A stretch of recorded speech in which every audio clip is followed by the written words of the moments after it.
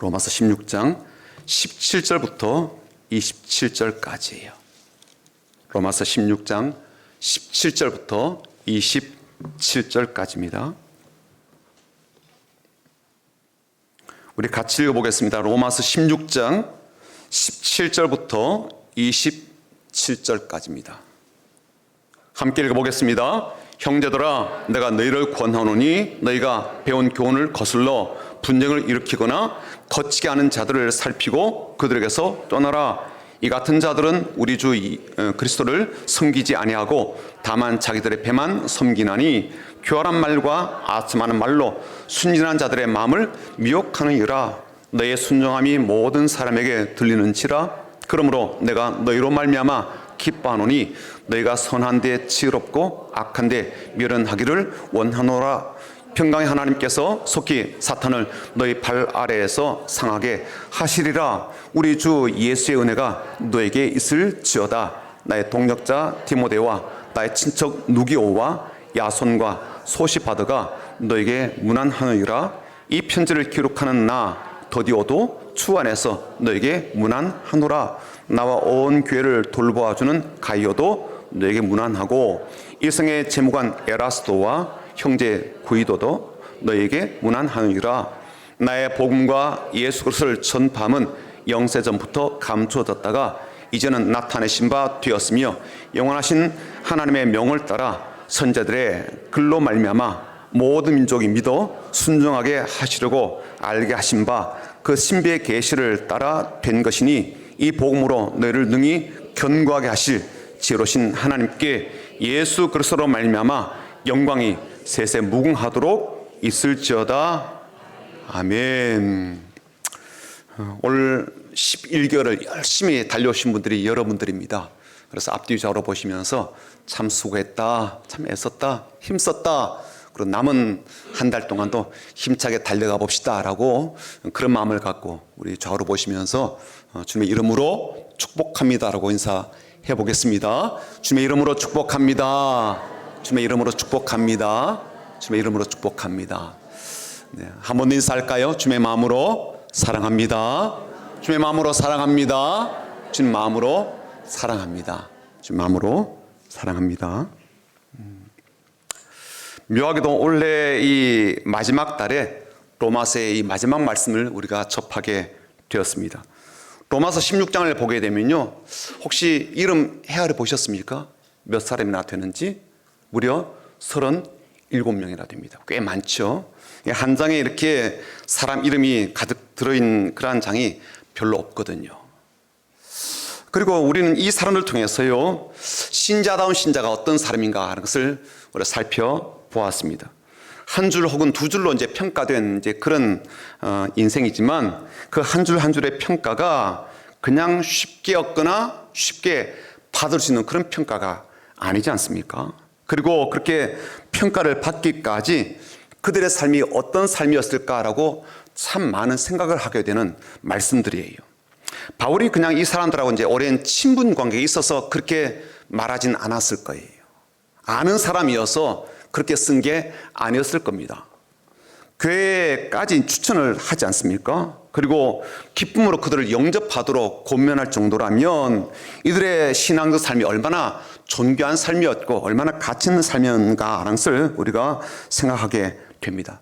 그리고 이 말씀들을 보고 이 사람들의 삶을 살피면서 우리도 그렇게 살아야 되겠구나라는 마음을 갖게 됩니다. 그런데 오늘 말씀은요, 전혀 그런 사람들과 좀 대조적인 인물들로 이렇게 나와 있거든요. 그리고 그 내용들을 살피면서 이게 지금 우리 교회랑 맞나 뭐 그런 생각도 하게 됩니다.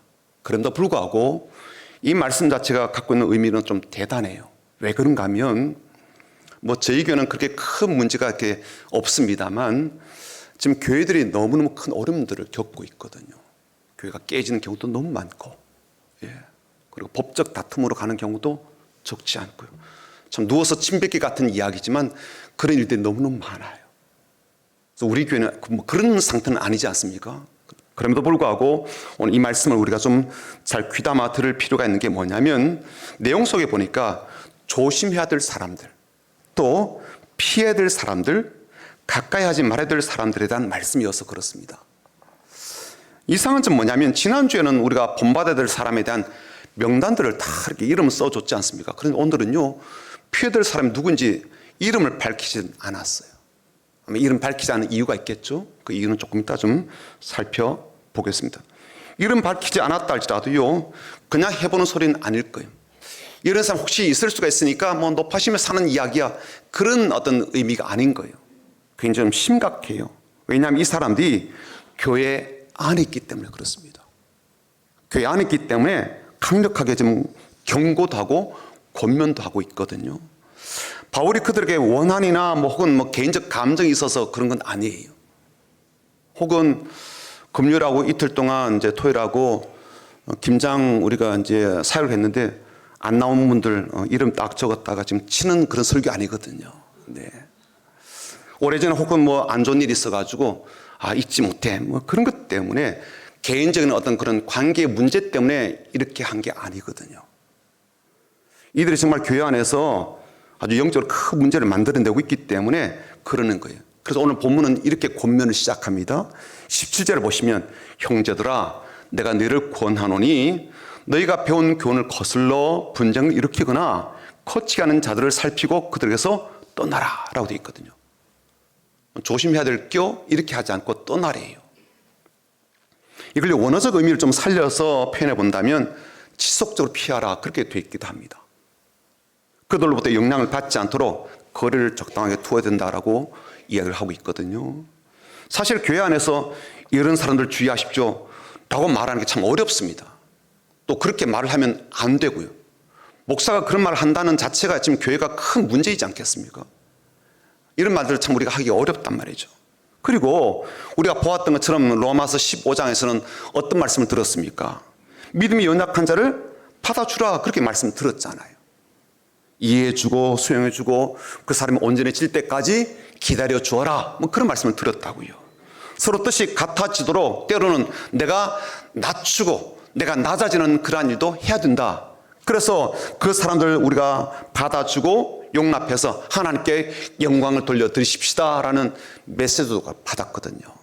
그런데 지금은요, 피해야 될 사람들, 거리를 둬야 될 사람들에 대한 이야기니까 사도 바울이 이랬다 저랬다 하나 그런 마음이 들 수도 있어요. 이율배반적인 말씀처럼 들려지니까요. 그렇지만 해야 될 이야기니까 하는 거예요. 반드시 해야 될 이야기였던 거예요.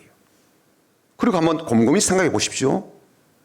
이 문제가 얼마나 심각한 문제였으면 이 편지 끝부분에 이걸 쓰고 있겠냐고요. 지난주의 말씀으로 잘 끝 마무리 맺음하면 참 좋거든요. 그렇잖아요. 야, 이런 분이 있더라. 이런 분도 너희들이 영접해 주어라. 그래, 행복하게 사는 거요. 이렇게 마무리하면 참 좋잖아요. 근데 톡하니 이 불편한 이야기를 이렇게 거론한 것은 그 문제가 교회 안에서 지금 심각하게 뭔가 계속적으로 커지고 있다는 것을 우리가 좀 인지할 필요가 있고 파장이 적지가 않구나라는 것을 우리가 알 수 있는 대목입니다. 바울이 개인적으로 자기를 변호하기 위해서 한 말이 아니었거든요. 교회를 위해서, 로마 교인들을 위해서 한 말이었습니다. 그리고 교회 안에 이런 사람을 피하라라고 했던 분명한 이유가 있습니다. 그들이 갖고 있는 문제가요, 17절에 그 이유까지 밝혀두고 있는데 한번 보시죠.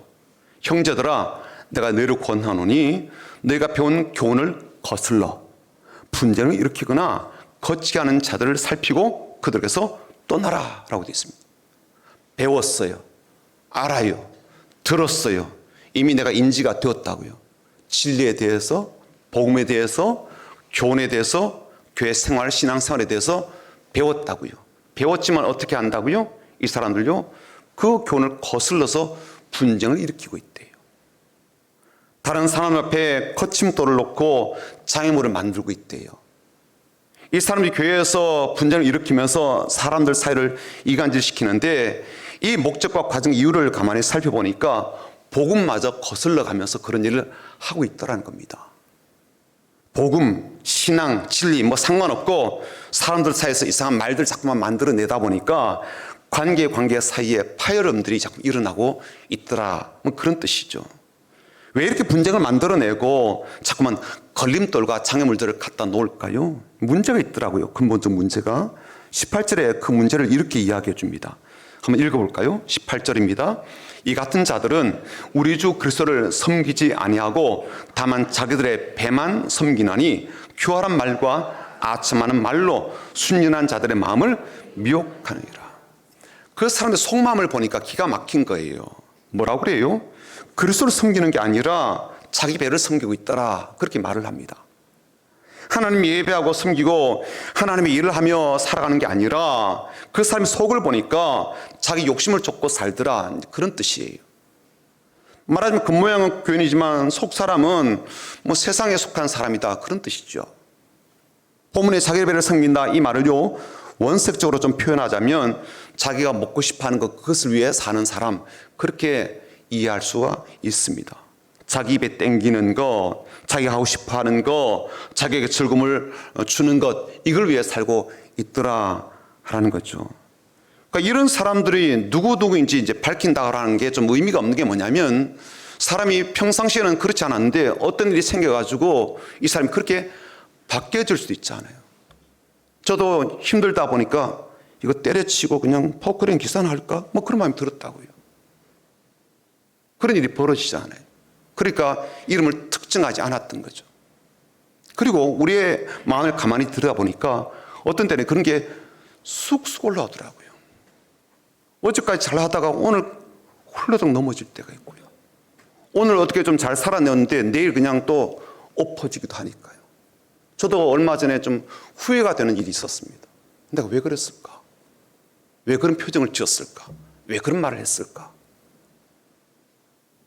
그러니까 이 말씀이 실은 지금 우리 교회 안에 뭐 터지고 벌어지고 그런 건 아닌데 개개인의 삶을 가만히 들여다보고 내 삶을 돌아보게 되니까 이런 일들이 얼마든지 일어날 수 있겠더라는 거예요. 여기 보니까 이 사람들은 본질적으로 신앙인이 아니거든요. 불신자도 아니에요. 본인은 교인이라고 그래요. 교회도 열심히 다니고 있고요. 근데 문제는 삶의 내용이 그렇지 않더라는 거예요. 18절에 이제 이 사람들이 뭘 가지고 교회에 자꾸만 문제를 일으키는가 보았더니 교활한 말과 아첨한 말로 순전한 자들의 마음을 미혹한다라고 되어 있습니다. 이 사람이 폭력을 써가지고요, 막 교회를 막 엎어놓고 그렇진 않아요. 눈에 보이게 막 거들먹거리면서 막 그렇게 하지도 않아요. 그러니까 조용조용한 거죠. 어떻게요? 교묘한 말로, 교활한 말로 사람을 미혹하고 있습니다. 속이는 말들이죠. 그렇죠? 거짓말들이기도 합니다. 자기 욕심에서 생각해낸 그런 말들이기도 하고요. 그리고 아첨하는 그런 말들로 사람들을 들었다 놨다 하기도 합니다. 당신을 생각해서 내가 해주고 싶은 말이 있어 라고 하면서 들려준 말들이죠. 당신 참 깨끗한 사람이고 순결한 사람이고 그리고 믿음으로 살려고 하는 사람이어서 내가 그렇게 잘 알고 있거든. 그래서 이 이야기를 좀 해주고 싶어. 뭐 그렇게 들려주는 이야기인 거죠. 사람을 부추겨주면서 은밀한 이야기를 들려줍니다. 근데 그렇게 들려준 내용이 좋지 않은 내용인 거예요. 어떤 건요, 사람들의 이 생각, 말하면 다른 사람의 생각이라고 하지만 자신의 생각을 집어넣어가지고 하는 말도 있거든요. 말로는 교회를 생각해서 하는 말이라고 하는데 착한 성도를 배려해서 하는 말이라고 생각하는데 나 한 사람쯤은 그래도 뭐 교회에서 좀 바른 소리 해야 되지 않나? 그런 마음에서 비롯되어서 한 말이라고 하는데 실상 교회를 생각하면 그렇게 하면 안 된다라고 여기지는 말들도 있거든요. 복음을 생각하고 하나님 말씀을 생각하고 하나님 중심의 신앙을 우리가 갖추고 있다면 그렇게 하면 안 되는 걸 하는 경우도 있단 말이죠.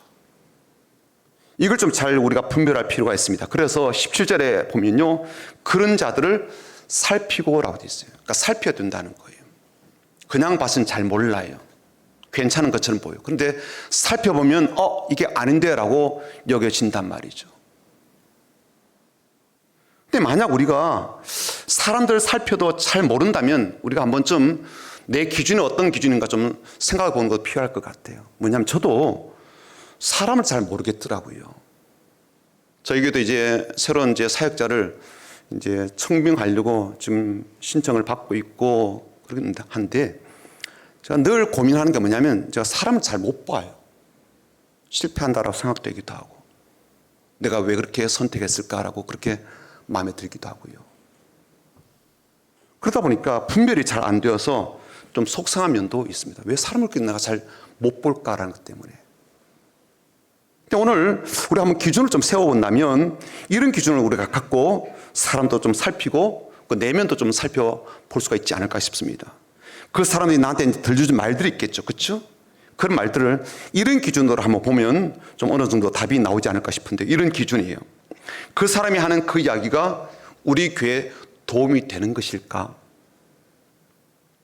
하나님께서 피로 값주고 사신 우리 교회에 과연 도움이 되는 이야기일까? 이 교회를 유익되게 하는 것일까? 이 교회가 나가는 방향과 맞는 이야기일까? 나에게 들려준 그 이야기가 내 개인적으로 신앙생활에 혹은 내 영성에 도움이 되는 이야기일까? 내 신앙생활의 성장과 진보를 가져다 주는 그런 이야기일까? 그 말들이 내 영혼을 새롭게 하고 내 영혼을 깨끗하게 하고 내 영혼을 죄와 어둠에서 이렇게 세우는 그런 말들일까?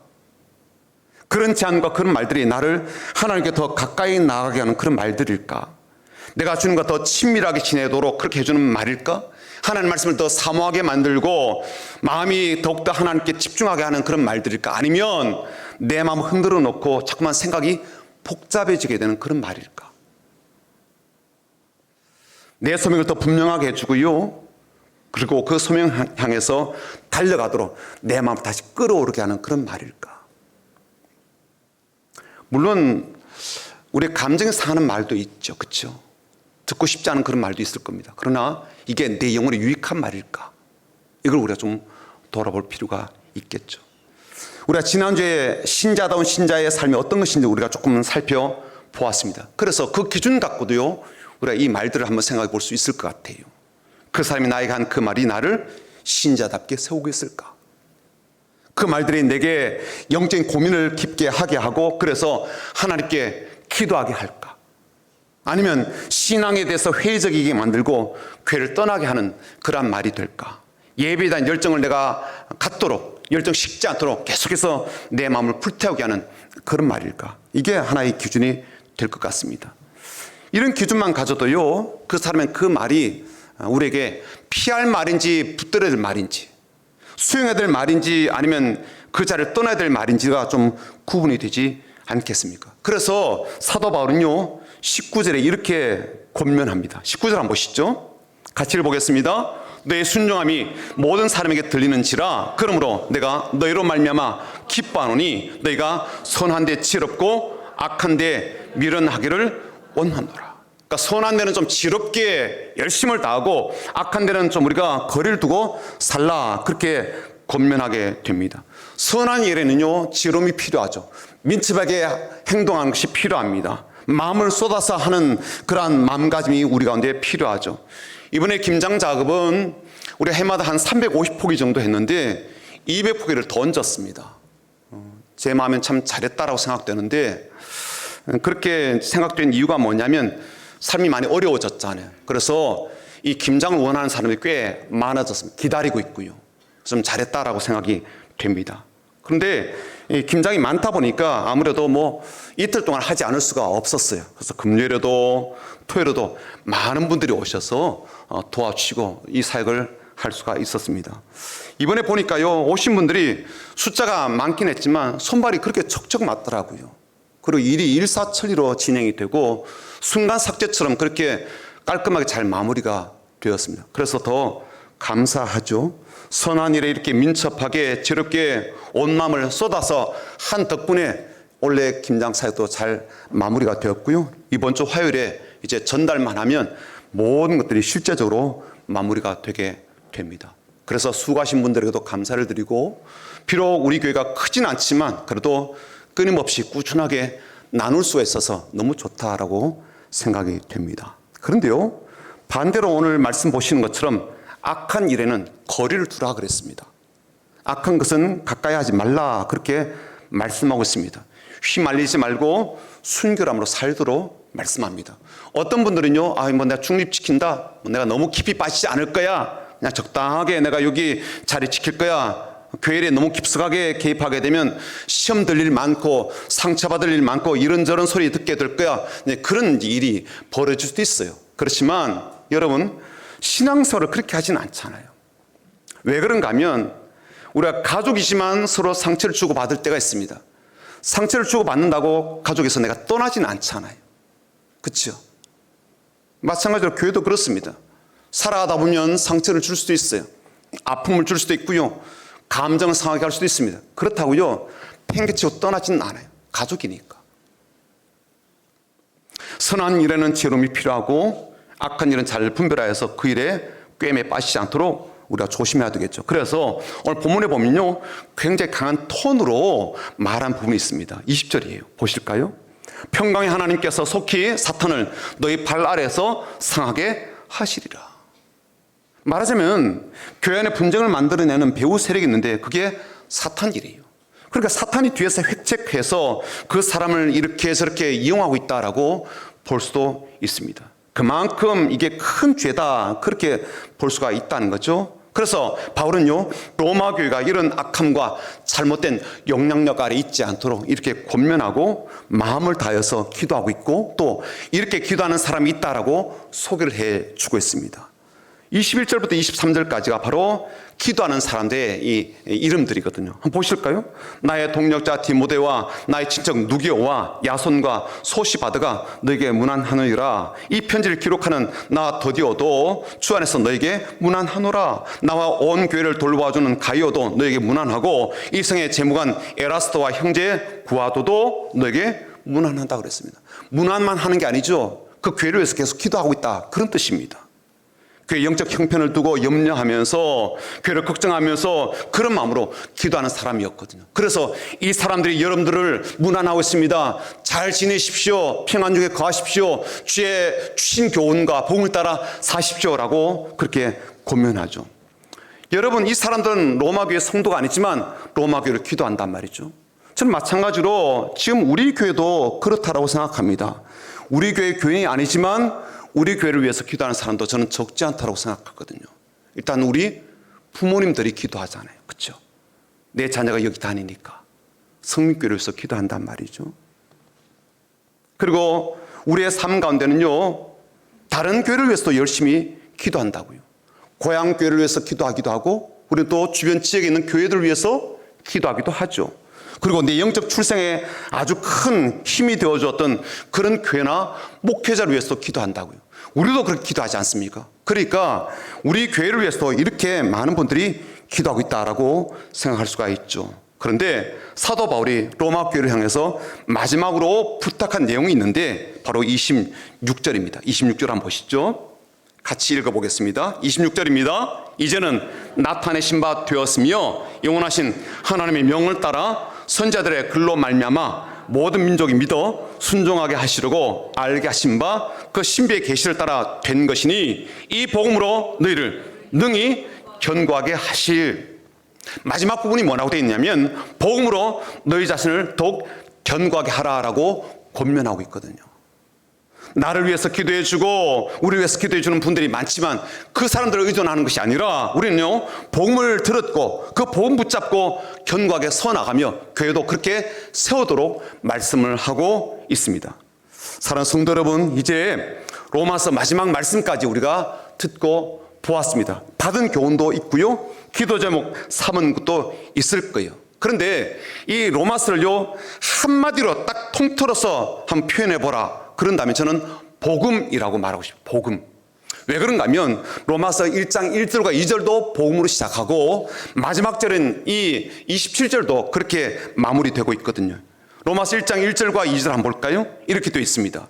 예수 그리스도의 종 바울은 사도로 부르심을 받아 하나님의 복음을 위하여 택정함을 입었으니 이 복음은 하나님이 선자를 통하여 그의 아들에 관하여 성경에 미리 약속하신 것이라. 그리고요 매 장마다 복음에 대한 이야기예요. 복음이 어떤 것인지 그리고 그 복음을 따라 어떻게 살아야 되는지 그리고 그 복음을 따라서 우리에게 어떤 복을 주시는지 이게 로마서 1장부터 16장까지 계속되어 왔거든요. 그러므로 우리의 삶도 가만히 들여다보니까 복음으로 시작하고 복음으로 마무리가 돼야 되겠더라고요. 그렇잖아요. 우리 영적 출생이 복음이 아닙니까? 복음 때문에 우리가 새롭게 하나님의 자녀로 태어나지 않았을까요?